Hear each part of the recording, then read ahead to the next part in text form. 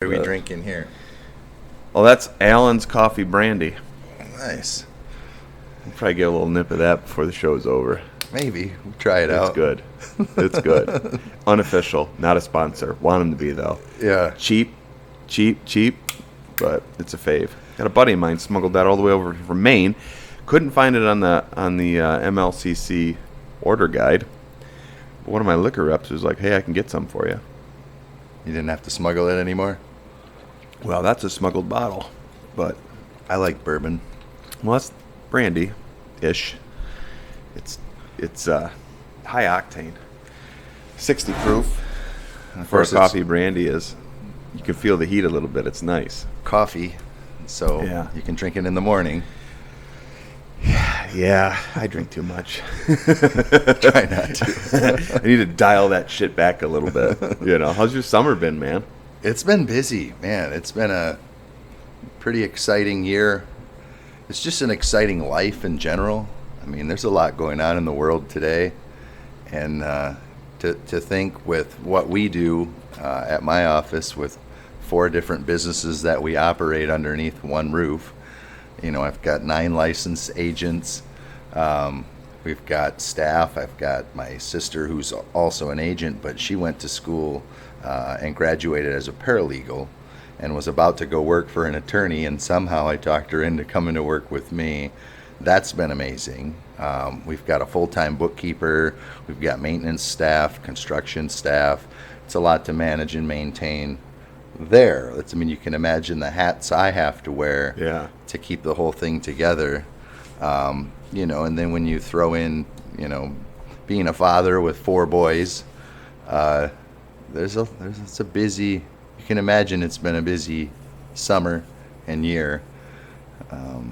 9 agents, though, dude.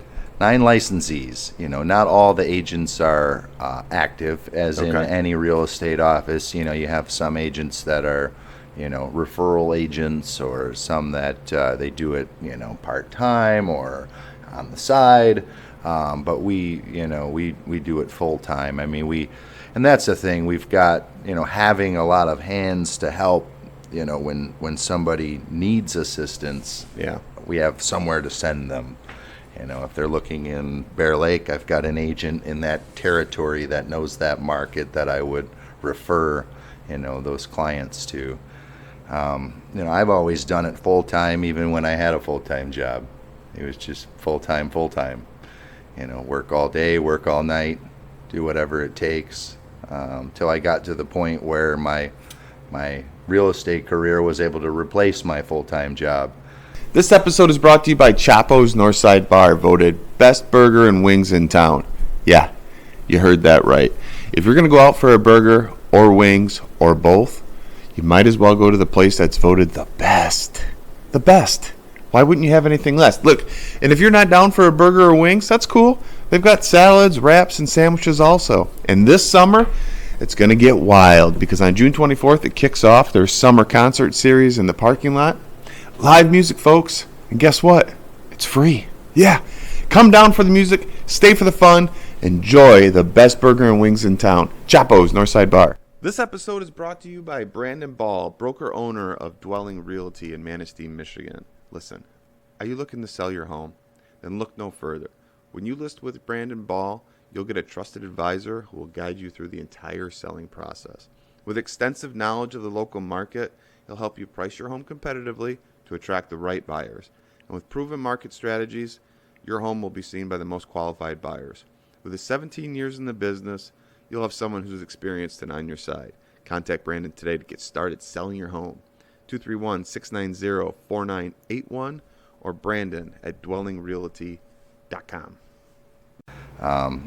It's a lot of work, being out there networking with people. I know Dude. When I first started, it was 2009, and the market Seemed like was in forever the ago. gutter. Yeah, the market was in a big shit.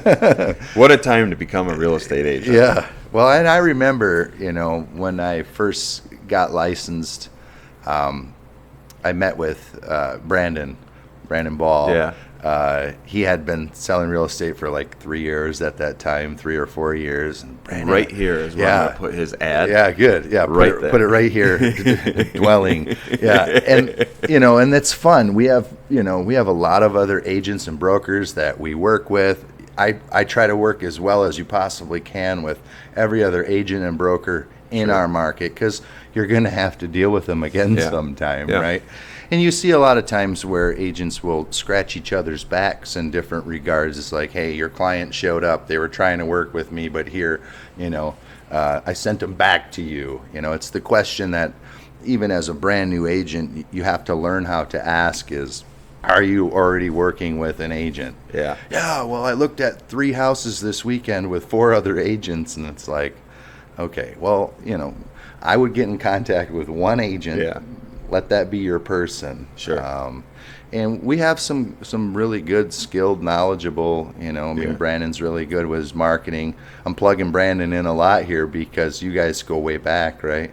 But I know he was I remember having that conversation with him. Brandon, how you liking real estate? He says, this is good. I just socialize with friends, and I make more deals with people over a cup of coffee or a beer than I do. Or back in the day when you were having that conversation, it was a cigarette. Yeah, could be. Yeah.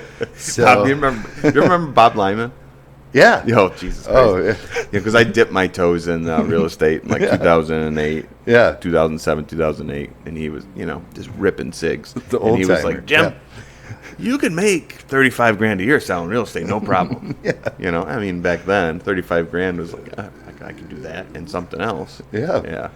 Well, I remember Bob, zero. and they had the old group. This was back before the internet. These guys were selling real estate. They had, the booklet that, you'd have to imagine trying to. I can't even imagine what real estate would be like.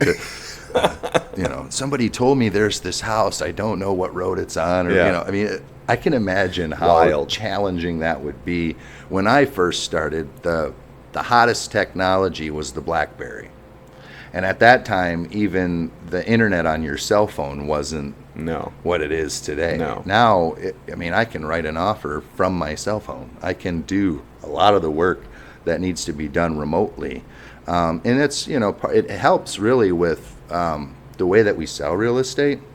It took me probably until my 3rd or 4th year in real estate to understand the sale process. Yeah. And then it became fun. It's like, oh, I get it. This is how you sell real estate. Right. And not having to twist somebody's arm. As a brand new agent back in those days, at the office I worked at, all your purchase agreements were on a 3-ply. Were you guys doing it that way? Yep. So you'd meet the client at the house. Maybe you'd have the offer already filled out as much as you can, because it's going to take you 20 minutes to fill it all out with a pen. And hope you're doing it right. And, press hard. There's 3 copies, and then you'd give them the white copy. You'd take the pink and yellow, and one would go to the office and the other would go to, and it was a lot more work. And I remember for the first couple of years, wet behind the ears, 23-year-old kid running around trying to sell houses. I did whatever it took. So phone would ring. Hey, can you show us this house? And it's 45 minutes away. And I didn't ask if they were working with another agent. Didn't ask them if they were qualified. I was so excited. I just drove to the house. Oh, yeah. Let's go. I'm not leaving until we write an offer, So I'd have this stack of offers on my desk that never went anywhere. And then over time, once you learn the process and learn how to make sure that people are qualified and know what they're getting themselves into, or is this the right house? What are some things we can expect throughout the process? I think a lot of issues arise during a real estate transaction when the agent on either the buyer or the seller side of the transaction doesn't manage the expectations of their client. Right. Explaining to them, this is what we do first. This is what's going to happen next. If you've got questions about this, let's get those answered now, so there's no surprises along the way. But this we were talking about Bob and back in the day, and I worked with another agent for a long time, John Shimoleski, and he's no longer with us either. And when there was a while there because it was Lyman Real Estate. Yep. And he had closed his office, and he had came to work with us for a little while. So we got an opportunity to work with Bob Lyman for a little while. And I remember he'd come in the office, and John and I would just laugh because, the way he conducted himself with his clients is, hey, Yeah. hey, George, how the hell are you? Yeah. Yeah. Well, he'd been doing it he was for the longest time. He's looking around, I need some effing scratch paper. He's looking for a piece of paper to write notes down on, and just the good old days. I don't know. We've come a long way. Sure. And Manastee's come a long way, hasn't it? It has. One of my questions for you was, have you always lived in Manistee? Born and raised, yeah. Okay. Yeah. And I always lived in the city until 2 years ago we decided to take the adventure of our lifetime and move out to Brethren. We bought a place that had been on the market for 12 years, pretty large place. It was a lot to maintain, hadn't been well kept over those years, and it was, I don't know, something. A friend of mine kind of twisted my arm. He kept saying, if I was your age and I had 4 boys, I'd buy this place. Yeah, man, because you could rip it up out there. Yeah. Betsy and I talk about moving when we talk about the final destination. For some reason, at least for me, Brethren keeps coming up. There's some nice country out there. It's nice, and the beautiful thing about that, one of the differences between Brethren and Wellston, when you live in town, you think, oh, Calava, Brethren, and Wellston, they're all the same, right? Well, we're out in Brethren. We cross the Big Bear Creek to get to our house. You're not far from Tippy Dam. We have the Tracks, which I think is one of the best restaurants in the county. Happens to be right in Brethren. Their school system's great. They've consolidated, Wellston, Calava, and Brethren into the Calava Norman Dixon school system. It's really good. They take really good care of the kids there. Their motto at the school is small school, big family. You're like, okay, that's cheesy, right? Until you experience it. Sure. And you see that is actually every single member of their staff, the teachers, the administrators, they're wonderful. So we found it to be a huge blessing. And on the weekends, when I'm done working, if I've got, a showing on, Saturday or Sunday morning or a couple things to do, that's one thing. But I get so much more enjoyment now about just, cutting the grass, taking care of the family, doing those kinds of things, and not, working 7 days a week all year round. So, and then we've got hunting season. So yeah, you gotta dial back the working. Yeah, I mean, you can work till you're blue in the face. I mean, if you're super passionate about it.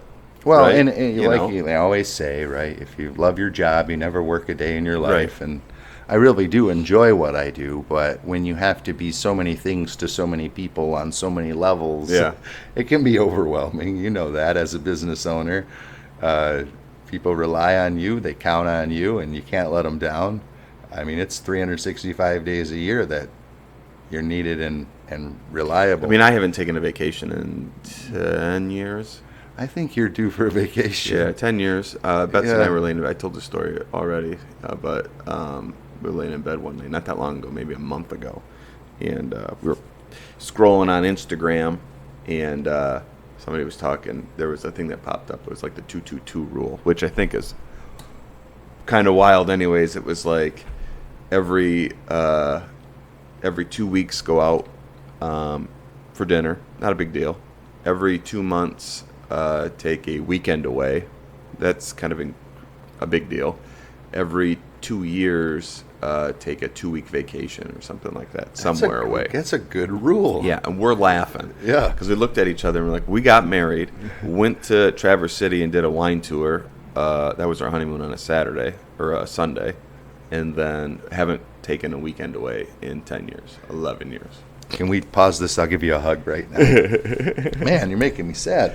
No, but like, you guys got to get on a vacation. Yeah, we're just But kind of. your life's a vacation. I mean, we living live in Manistee. Yeah, 100%. So like, you take a beach day, still kind of connected. Yeah. I have to answer a question or two at the store if something pops up, but other than that, it's fun and exciting. And one of the things that I like about what you do as a business owner, as as a spokesperson for Manistee.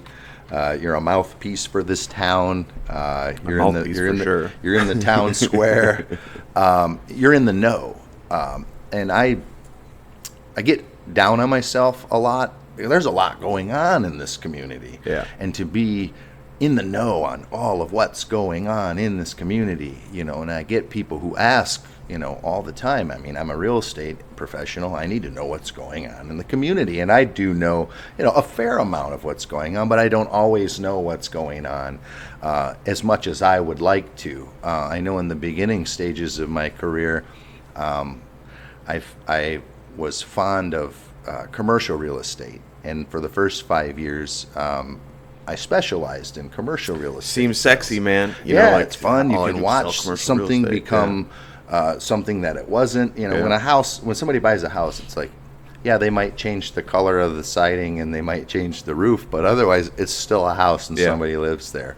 When you sell a piece of commercial property or a vacant commercial space and you watch a business come in and thrive and succeed, that was exciting. And I didn't care as much about Aunt Betty's passed away, we got to sell our house, and the buyer didn't like the color of the curtains, those types of things. I was going to municipal meetings, meeting with townships, going and learning what the zoning rules were, learning a little more. When you're in the commercial world, there's a little different, it's a different flavor of real estate. But unfortunately, in the 2009, 10, 11 in Manistee, although we did sell a lot of real estate, and in the last 14 years, I'm probably a top contender for real estate brokers, having sold the most commercial real estate in this community. But still, the town, commercial movement didn't really start taking place until this last 10 years. We've seen a lot of exciting things happen. Do you remember what year it was that the Vogue Theater, that was kind of what started things from what I could tell 2010? For downtown. 2011, 12, somewhere in that. Yeah. What a huge project and undertaking. But now, at that time, you'd drive down River Street, it was depressing. Every building was vacant. You couldn't find people to come in. And now look at us. Well, it takes getting on the map. I think for decades we weren't really on the air quotes map. An article here, a news story there, beaches in Manistee, and then before you know it, people come in. And it takes, and you could probably speak to this better than I can, it takes one good pop, one good investment in a community, and then everybody says, well, I think like the Hampton is a perfect example of that. Like, you don't just put down almost $30 million and I don't know, roll the dice. You know what I'm saying? And that was a well thought out plan, and leadership's important in this community, different mindsets and decision making along the way. The chamber's been huge for Manistee in these recent years. But also, the shift in overall thinking, I think economically across the country, and people moving from different places, figuring out where do we want to move to. Pandemic and things like that helped bring more growth to Manistee and northern Michigan. We say it all the time on our radio show, the secret's out about what Manistee has to offer. I think it's true. It's evident now. You can see people understand. It was the best kept secret. That's not a secret anymore. And because of what you alluded to there with like the pandemic and people making a shift to work from home, hey, we can go buy properties up north, or we can buy properties in another state and stay there and work there and be away from all this bullshit. What do you think that's done to the housing market in Manistee? There are times, and there was a time where I was like, you can find a place to live. But now I feel like you can't. If you were at a certain income level, like, you don't want to live in a cramped apartment, dude. You know what I'm saying? You want to buy a house. Or you want to get into a house that you can spend. At this point, Jesus Christ, I don't even know what. So I'm blessed, right? I own my home. I don't have to worry about housing. Yeah. But like sometimes I feel like rent prices are what my mortgage is more than what my mortgage used to be. Yeah. It's a shame. It's got me concerned that across this country we could end up in a situation, a dire situation, where we don't have enough housing. It's my understanding that over the last 10 years, not enough new homes were built to keep up with the demand that was needed, let alone the fact that you've got the pandemic that took place. People moved out, got a little more rural, spread out a little bit, a little more distancing. You've got the second home owner, extra vacation rental property owners. So there's a lot of those that aren't being rented as long-term rentals. There's a lot of moving parts that are causing, I think, it to be very challenging for people to find a place to live, and it concerns me. It concerns me pretty serious. Because you're right. For the longest time, I mean, actually, it's for quite some time. It had been, cheaper to buy than it was to rent in some regards. But now, like you're saying, the rent is ridiculous, and what that's doing to people's qualifications, being able to save money so that they can eventually buy a house. But even if you could buy a house, interest rates being 7.5%, and the prices are still inflated because there's a lack of supply, right, and there's the demand in the market. So you've got all these different things going on. The only thing that's driving the market right now is the fact that there's a lack of inventory. If there were more homes, prices wouldn't be what they are. Interest rates would probably still be where they're at, but it's an interesting time. So that's why it's important. One thing that I've been thinking about for quite some time now that might help, and maybe it's something you can help with, because I know you do a lot of fundraising programs and things. I wanted to start like a course. I thought it would be a great idea. We're always coming up with ideas, but imagine we had a course that you could take that was put on by a property management company, and you had real estate brokers as instructors, or whoever. You could have lenders come in, you could have whoever come in and speak, have a class. It's like a whatever course you want to call it. It's 6 weeks. It's an hour a week on a Wednesday night. You bring in renter tenant applicants who have been evicted. They've got bad credit. They're having a hard time finding a place to rent right now. We get them through the program. See, because what happens is we've got a lot of applications. You say I've got a property that we put for rent, available for rent. We're going to choose the most qualified applicant for that home.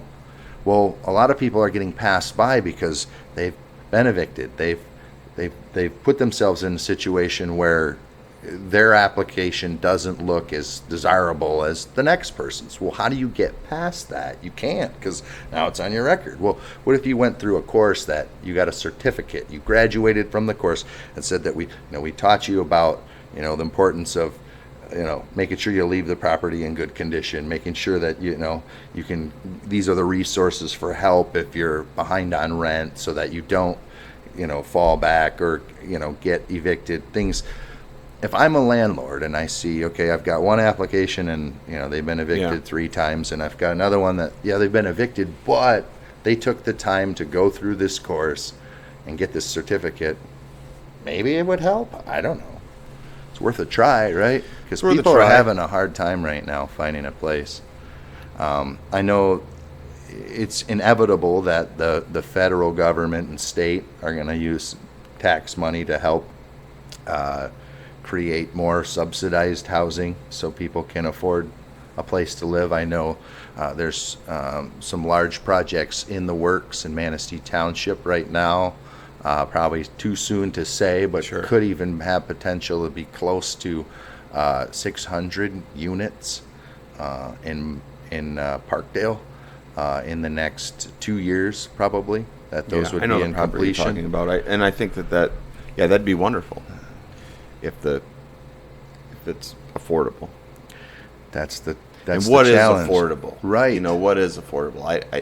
Again, I'm coming from a place where, I'm fairly blessed. So like my ability to afford something is different than somebody else's, and somebody else has got more ability than me.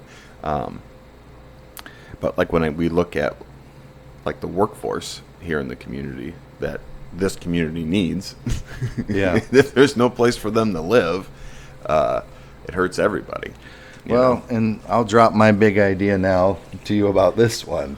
And You're going to hear it here first, folks. Yeah, and I'm almost afraid to let this out but I'm not, because I don't want to be selfish in that regard. But if somebody's out there, they're a developer, or they're in a place in their life where they're ready to become a philanthropist, I've said this now for a decade. When I become a philanthropist someday, I'm going to create a university-sized trade school in this town with dorms, campus, put it in the industrial park. Plenty of room still, right? Down there. There's plenty of room. Imagine if Manistee had a university-sized trade school. You could learn to become an electrician. You could learn to become a plumber or entry level to get you on your feet to learning a trade. Yeah. So often people go and they get a 4-year, 6-year, 8-year degree at a job that, where are the working, French majors. Yeah. So you get what I'm saying. I do. And then what would happen is if people were here learning a trade, they could, and when they're not working, they can work part-time at some of the local businesses that are shorthanded and need help. Summertime work. So many opportunities would open from there. And I think a lot of the people who are going through these programs, these trades, would decide to make Manistee or Northern Michigan their home. Yeah. Then you'd have the skilled labor that's lacking and what we really need here right now. And another thing you think about, people are, can be down and depressed these days. You've got issues with, drug use, things like that. And, a lot of kids are still living home with their parents. And in some unfortunate circumstances, mom and dad, they're sending their child to a rehabilitation program, and they're spending the kind of money to try to rehabilitate their loved one, when for a fraction of that cost, you could send them to a trade school. They could stay in a dorm. They're safe. Yeah. They've got a place to work. They're going to learn to do something to contribute, rather than be lost and hopeless and in despair in the basement Dude, I think video games. that's a fucking great idea. We just got to find a way to do it fast. Well, I mean, and sometimes I think, like West Shore Community College, they're leaning heavy. My son goes there. My daughter's probably going to go there next year. My son's finishing up this semester, and then he's shipping off to Ferris State. But 80% of his classes are online. And he's leaning heavily towards computers. But I'm going off on a tangent. But what I mean is I see a lot of things getting cut there. If they leaned a little more towards the trade side of things, to your point, they'd be pumping out kids. It's what's needed. Yeah, 100%. You call a plumber today, dude. Like, hey, I'm having a problem. I mean, I've got some friends that are plumbers, so it's usually like I'll be there in a day or two. But like, I know a lot of people that are like, it's weeks, if not months, or they don't answer the fucking phone because they're so busy. They're just tired of answering. That's it. AI can't replace a plumber. No. AI can't replace a lineman. Those types of things. Welder, electrician. Let's go down the list. Yeah. It's interesting economics. Yeah, and I'm 45. I'm not learning that shit.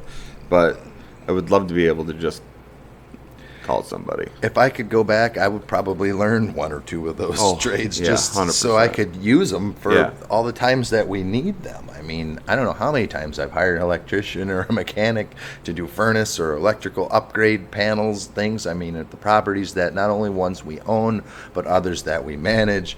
And thankfully, we have contractors that we work with that, if I were to call them, they'd probably answer and say, yeah, we'll be right there. But if somebody else were to call, they'd say, we're booked, we're busy, because, I mean, that's just the way it works. People get overwhelmed. They have to learn when to say no.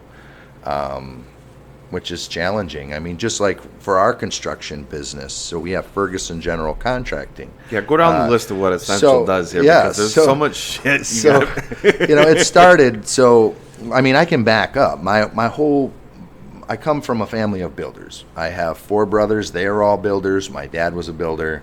Construction in my blood. I did roofing for a long time. I did framing, carpentry. I had my hands in, a lot of different trades as far as construction go. And when I got into real estate, I remember always, getting phone calls at the office. People would say, "Hey, can you help me find a place to rent?" And I'd ask the broker, like, "Hey, what do we do if people want a place to rent?" "Well, we don't deal with that. You tell them to call the company down the street or whatever. We just sell real estate." I'm like, "Okay, well, but I could have helped that person." "Yeah, but you helped him. You gave him the number of someone else to call to help him." I'm like, "Okay, well, someday maybe I should figure out how I can help people find a place to live, whether they want to buy a house, rent a house, it doesn't matter." So the thought stayed there, and then after a while I had purchased my first rental investment. It was a duplex, and it worked out pretty well. And I just continued to, sell real estate, get better at real estate. Like I said, when I started, it was commercial. Then I just started listing and selling anything and everything that people would ask me to sell. That seemed to work really, really well. Eventually I wanted to, there were different things that you learn as you're perfecting your skills as a real estate professional, that for me personally, it was like, okay, when I wake up in the morning, it's up to me whether I succeed or not, right? And if I become a broker and the owner of my own future, then I can make those decisions on, if we don't want to charge an administrative fee, or if we don't want to tell our clients that they must use a title company because we get a kickback because we're associated with them, or whatever the different situation is. I felt like, okay, if I want to offer the Therran Ferguson style of real estate, then maybe someday I should try to become a broker owner of my own real estate office. So, we're talking years in now. I think I got my broker license in 17. So about 6 years, 7 years I've had my broker's license, but I've been selling real estate since 2009, so 14 years. When I was working for a real estate company, and I went in to see my doctor for a routine checkup. And at that time, he had said, "I'm thinking about selling my building." I said, "Well, doc, I can probably help you get it sold." I said, "There's 2 prices. There's one I can try to get you, and one that I'd be willing to pay you. I don't care. I mean, either way, if you want to sell it, we'll put it out there. Maybe we can get it sold for that much. If we don't put it out there, I'd be willing to pay you this much right now." Well, he had somebody else who was going to talk to first, and then he called me back. We put the deal together. So the day I bought my office, it was in August of 2019. I started in the evenings, every evening, sitting down, working on a business plan. You got to have a plan. Got to have a plan, dude. And my business plan, it really started and it evolved around the idea, the concept of long-term property management. Now, that's not an easy job. It doesn't even sound cool. People don't do it because it's not easy. If it was easy, everyone would be doing it. But I felt that this community could use someone who managed properties long-term, the way it should be done, the way I think it should be done. So I started putting together a business plan. In that business plan, it said that, in 3 to 5 years, I would incorporate my real estate sales office, and then another 3 to 5 years, we would incorporate vacation rentals into the mix. Well, it was August I started working on the business plan. It was in November. Now, mind you, the doctor had agreed to a 60-day notice before he was leaving. End of November. It was like Thanksgiving. I'm blowing the leaves at the office because now I own the building. I've got to maintain it. So I'm getting rid of the leaves while I can real quick before the snow flies. Yeah. And he tells me, hey, I'm going to be gone by Christmas. I'm like, okay, cool. Because he had signed a lease where he was going to stay for a whole nother year. Yeah. I mean, we were looking at other locations where he was going to buy in town and stay. For him, he had said, well, it's this whole living upstairs and working downstairs. It's getting to me. I want to buy a condo and I want to have a office somewhere else in town. So we tried that for a little while, and then he broke the news to me. Yeah. Hey, I'm out. Yeah. So January 1, I've got this building. Okay. So now I've got the building. I've got 2 vacant apartments, 3 actually. The third one we just recently converted into additional office space. We expanded. And then I had the office and a workshop down below, which works out perfect for our Sure. maintenance. Anyways, so I'm at the office and I'm thinking, okay, this is hard to be organized. I've got an office at home. I've got an office at my other job where I work in Parkdale. Let's just bring it all down, and then I Yeah. can get this sorted out, figure out what this is going to look like. Then the pandemic hit. So first thing I had done, it was January 1st of 2020. I got a broker license for Manistee Rental Management. And I started managing my own rental properties. I took them back from the other company that I had managing them for me professionally, and I started managing them myself. I bought management software, now I had a little understanding of how this Yeah. program works.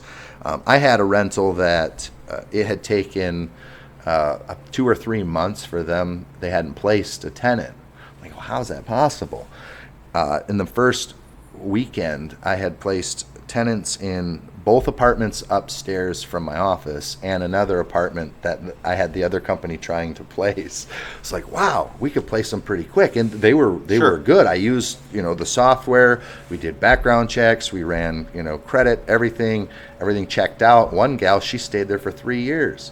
She had a credit score that I couldn't refuse, and she was a great tenant. So I was starting to learn, and then through networking with different clients that I've worked with in the past, people started asking me to manage their long-term rentals. Well, now all of a sudden you go from 16 units to 24 units to now we're up to about 60 long-term rental properties that we manage. No shit, dude. And we've got a system in place now to facilitate with ease, probably to 100 or more. We'll just add more people if needed. But we've Jesus put a lot Christ, of Therran, I work didn't into know you this had that system. much. No, and I got to give the credit, really. I did nothing. I got to put it all on my sister. So, because she's been incredible. The way that she understands, tenant landlord matters and how that all works out, the placing of tenants and the backgrounds and getting the owners. We have a bookkeeper full time, so we've got owner statements that we do. There's so much to it. Yeah, man. It's hard to even explain. We'd need 3 hours to just scratch the surface of what it is that we do as property managers. So we started the management company. It was January of 2020.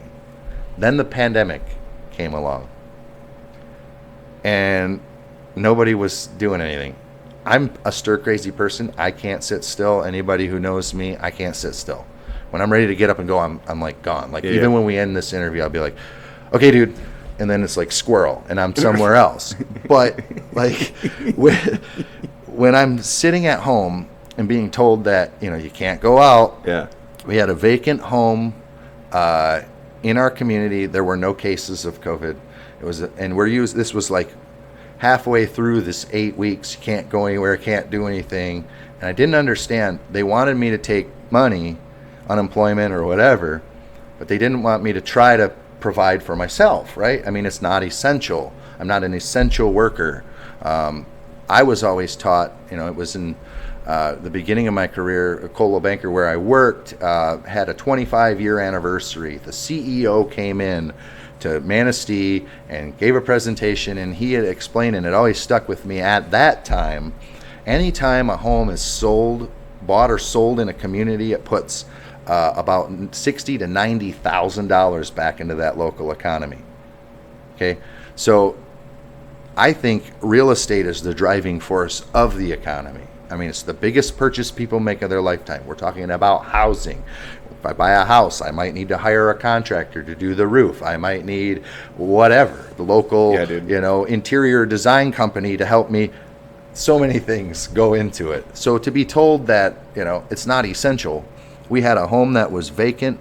I had a buyer that was a cash buyer. There were no cases in the area. All I had to do, I could even put gloves and a mask on. I could have unlocked the door and did the rest electronically, but I could have lost my license for doing that. So I played by the rules, stayed home, kept trying to figure out where we go from here.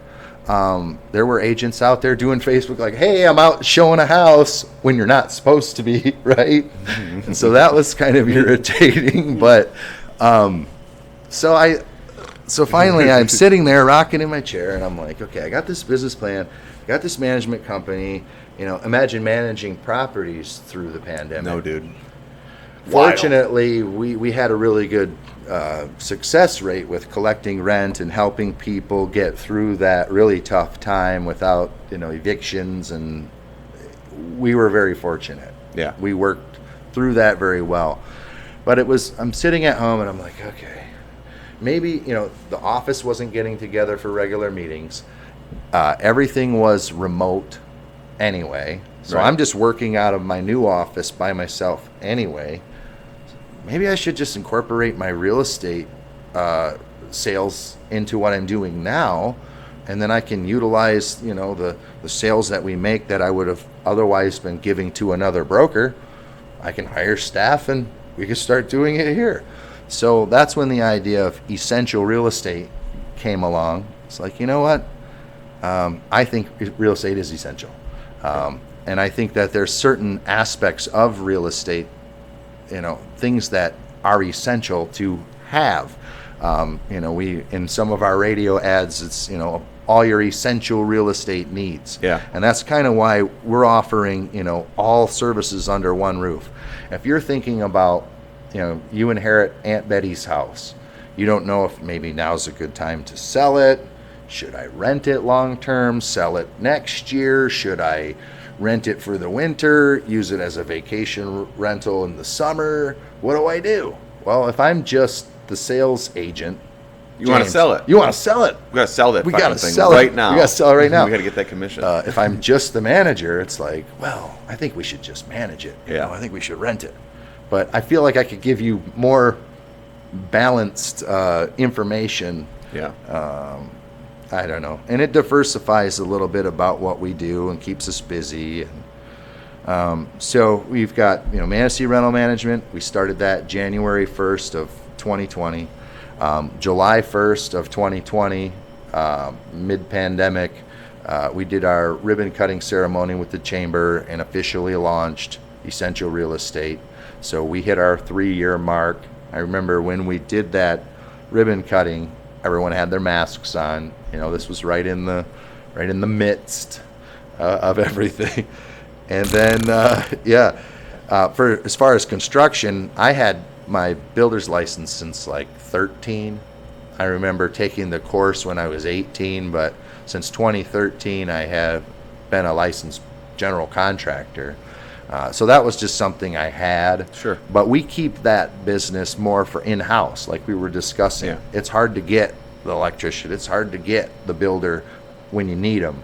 And if we offered our services to the general public, what do you think would happen? You'd be busy. Then when I need my brother or whoever is working with us to take care of something, we can't because they're stuck on somebody else's project. So we keep our maintenance and our construction services in-house to help keep the wheel turning with what we do overall.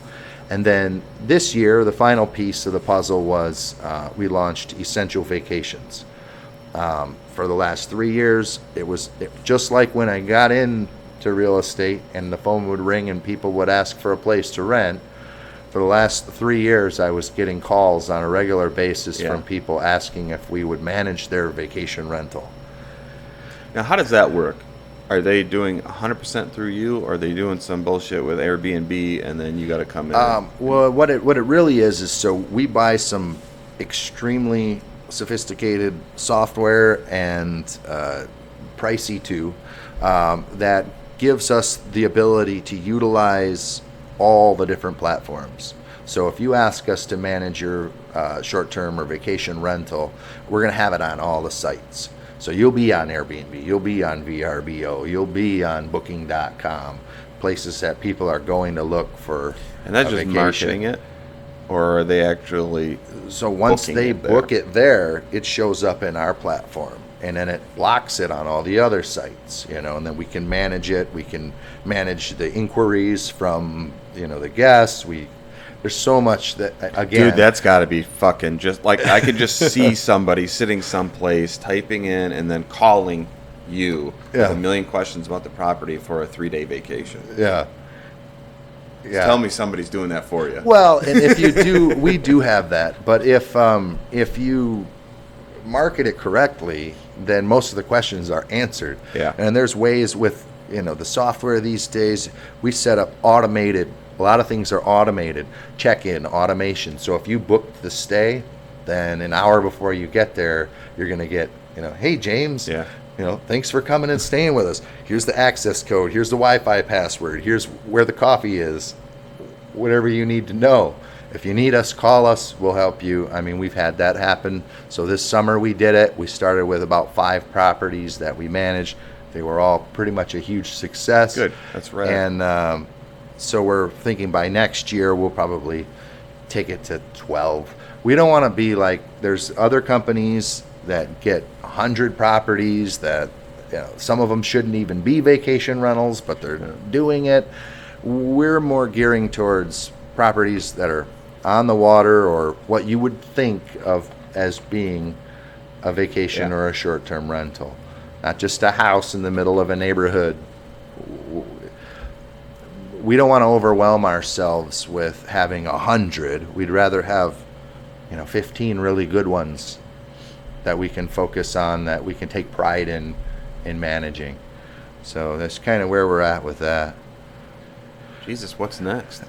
Nothing. That's it. That's No. I've said that? so. I'm 37 now, and I told myself by the time I'm 40, I'm going to try to delegate a few more tasks. Yeah. So I could maybe participate in things like the 5K run. Yeah. Before I have a heart attack or something. Well, I'm all about dialing back. I mean, Yeah. I feel like all I do is work and work out, and that's all I want to do is work out. And what I mean by that is like get on my bike, go for runs, hang out with my buddies. It sounds selfish, but it's time to reprioritize. I got a 7-year-old at home. My older 2 are 20 and 18, and I'm not missing out on what I missed out with those 2. So that's kind of the goal going forward. I do want to talk about your radio show, because I think you could take that radio show and put a camera on, and then you got a podcast.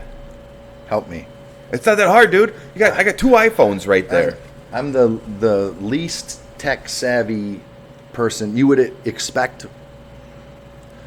I think people would expect me to be more savvy than I am when it comes to that kind of stuff. Maybe you could show me the ropes on a few of those things. In 10 minutes, I'll show you how to do it. But listen, you just put up a camera and put a mic on it. Okay. And then you do your radio show. And you just push record. And then you put it on YouTube, and you put it on Spotify, and it's all done. That's it. Well, I mean, you write a little copy, whatever. I will take what we're doing right now after you leave. Well, I'm going to go get a cup of coffee. But then after that, I'll sit down, and in 30 seconds, I'll have a beginning and an end. I'll put my ads in the 3-minute mark, and then I download it, and then I put it on Patreon, and then I schedule it on YouTube and everywhere you listen to podcasts, and that literally takes me an hour. Man. And it'll all be done this morning before we open the store. And people can go on and find the podcast at any time. At any time.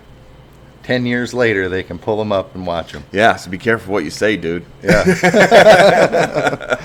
I don't think we say anything too stupid today. No, I don't do anything live, thank God, because I can get wild. Yeah. But, yeah. And I figure we got about another... We got to get through the election cycle, and then once we get through the election cycle, we can start having some real candid conversations. But I think right now we're still kind of in. Remember, I used to talk about that quite a bit, and then I just gave up on hoping. But remember, we used to talk about like a kid fell into an ape enclosure and like something crazy happened like somewhere else in the world, and there was like different news. And now what is? Yeah. It's all politics. It's all politics. It's been all politics. 8 years. It's been For a long time. For a long time. Long time now. I don't even watch the news. Yeah. It drives me nuts. Like when I'm at the gym and I look up and the news is playing and it's like, God, don't look at that. It's just it's all politics. This. And they're not getting anything done. They're just arguing with each other. Or they're doing this. Yeah. Which way do I go? Which way do I go? Where am I? That's a good way to stop right there. Thank you, Therran. Awesome.